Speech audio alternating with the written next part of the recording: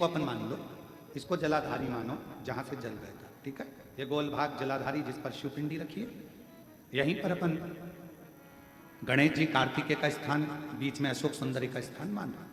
अब इसको समझिए, 5 स्थान बताए।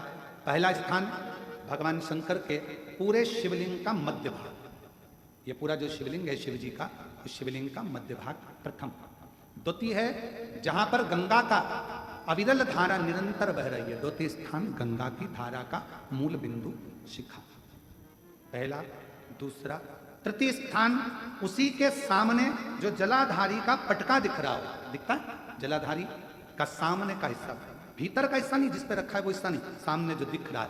1, 2 और तृतीय स्थान मां अंबा जगदम्बा के कंठ भाग पर चंदन का महाराज। 3 स्थान ये बताए।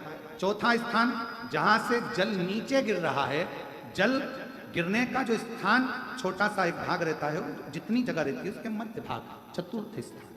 और 5वें नंबर का जो भाग बताया गया वो अशोक सुंदरी का स्थान। ये 5 स्थान ऐसे हैं जहां चंदन का थोड़ी सी बिंदी भी अगर हम लगा देते हैं तो कैसी भी विषम परिस्थिति हो वो टल जाती है और बाबा की कृपा होना प्रारंभ। पंचदेव, शिव पंचायत के 5 देवताओं का स्मरण कर कर, सूर्य देव, नारायण, माँ जगदम्बा, दुर्गा भवानी, भगवान देव अधिदेव महादेव, भगवान श्री गणेश जी महाराज का स्मरण कहाँ तक कहेंगे। अगर कोई स्त्री हो, पुरुष हो, बच्चा हो, बूढ़ा हो, जवान हो, किसी को भी शरीर का चर्म रोग अगर हो गया है, चर्म रोग से अगर वो ग्रसित हो गया है तो दुर्वा,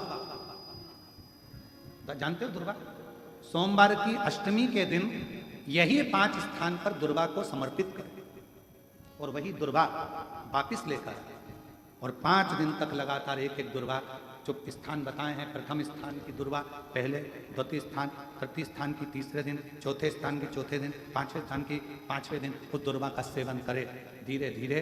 ये अगर वो सोमवार की अष्टमी के दिन 5 दिवस तक लगातार उस दुर्वा का सेवन करे, डॉक्टर का इलाज अपनी जगह चलने दो, डॉक्टर को दिखाते रहो क्योंकि वो भी शिव का रूप है, पर साथ में अगर वो दुर्वा का प्रयोग करना प्रारंभ करे तो अगर चमड़ी सफेद भी पड़ जाती है या चर्म रोग कैसा भी हो जाता है, धीरे धीरे ठीक होना प्रारंभ हो जाता है। शिव पंचायत में रोग की मुक्ति के लिए, चर्म रोग की मुक्ति के लिए स्वयं भास्कर भगवान देव अधिदेव महादेव के स्वरूप आनंदमय सुखमय सूर्य देवता की भी उपासना करिए।